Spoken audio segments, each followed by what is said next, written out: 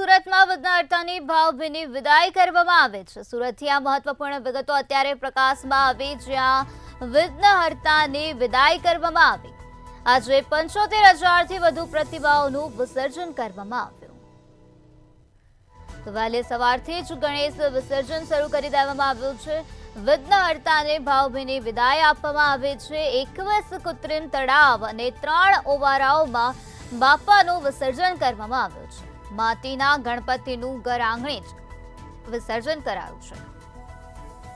તો કુલ 21 કુંડ બનાવવામાં આવ્યા છે। સુરતથી આ વિગતો અત્યારે પ્રકાશમાં આવે છે, જ્યાં બાપા અને ભાવભીની વિદાય આપવામાં આવે છે। આજે 75,000થી વધુ પ્રતિમાઓનું વિસર્જન કરાશે। મારું નામ દિવ્યા રાઠોડ છે, વોર્ડ નંબર 10 ના કોર્પોરેટર છું હું।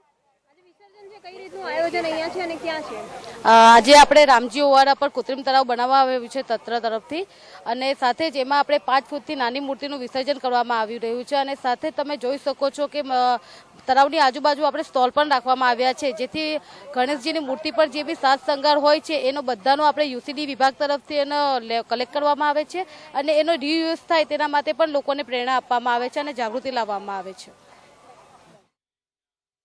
રંગે ચંગે ભાવભીની વિદાય અને વિસર્જન કહી શકાય જોવા મળી રહ્યું છે। ગણેશજીની વિદાય કરવામાં આવી રહી છે। 10 દિવસ રંગે ચંગે જે છે પૂજા અર્ચના કર્યા બાદ આજે વિસર્જન કરવામાં આવી રહ્યું છે। વિઘ્નહર્તાની ભાવભીની વિદાય અત્યારે જ સુરત ખાતે જોવા મળી રહી છે। સુરતના રામજી ઓવારા ખાતે હાલ આપણે છે, અહીં તળાવ શો બનાવવામાં આવ્યો છે, ત્યારે ખાસ કરીને શહેરમાં આજે 75,000થી વધુ પ્રતિમાઓનું વિસર્જન કરવામાં આવશે। વહેલી સવારથી જ ગણેશ વિસર્જનની જે પ્રક્રિયા છે એ જોવા મળી રહી છે। શહેરમાં 21 જેટલા કૃત્રિમ તળાવો તો 3 કુદરતી ઓવારાઓ પરથી વિસર્જનની પ્રક્રિયા હાથ ધરવામાં આવી રહી છે।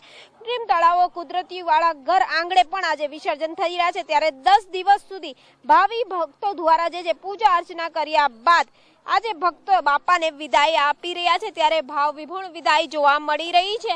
સુરત મહાનગરપાલિકા દ્વારા પણ લાયરી વ્યવસ્થાઓ કરવામાં આવી છે। ચુસ્ત પોલીસ બંદોબસ્ત સંવેદનશીલ વિસ્તારોની અંદર ગોઠવવામાં આવ્યો છે, ત્યારે ડુમ્મસ દરિયાકાંઠે કહો કે પછી હજીરા કહો, તમામ જગ્યાની ઉપર જે છે ચુસ્ત પોલીસ બંદોબસ્ત જે છે જોવા મળી રહ્યો છે। તો સાથે જ તળાવોની અંદર ભાવિ ભક્તો દ્વારા વિસર્જનની પ્રક્રિયા હાથ ધરવામાં આવી રહી છે। કેમેરામેન શોએબ શેખની સાથે રાબિયા સાલે, મંતવ્ય ન્યૂઝ, સુરત।